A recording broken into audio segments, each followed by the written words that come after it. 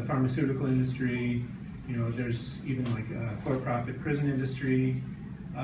All of these industries, they pay millions of dollars every year towards lobbying for influence in the political process. And you know, if you look at the number of registered lobbyists, it's more than 10,000, and then all of the you know, shadow lobbyists that aren't registered.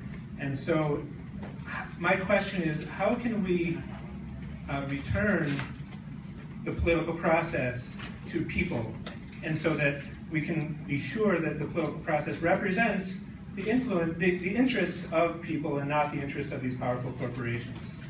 Yeah, I would say this: the best way we can do it is to reduce the size and scale of the federal government.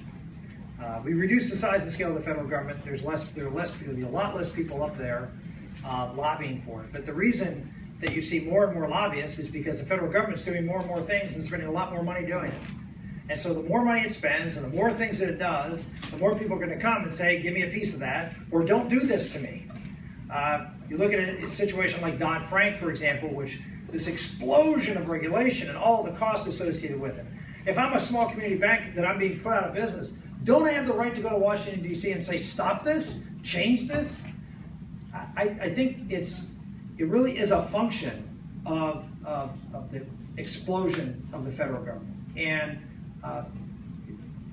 I know that there are all sorts of lobbying disclosures and all these types of things, and they're all in place. Do they do any good?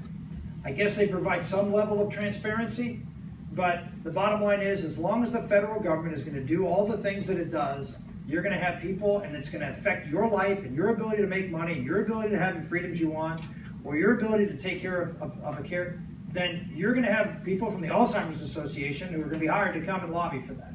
And if you're going to say to them, well, I'm sorry, we're not going to let you do that, how fair is that? I mean, that's a constitutional right to petition your government. It's right there in the Constitution. So it really is an issue of the size and scale of government. Yes, sir, on the other.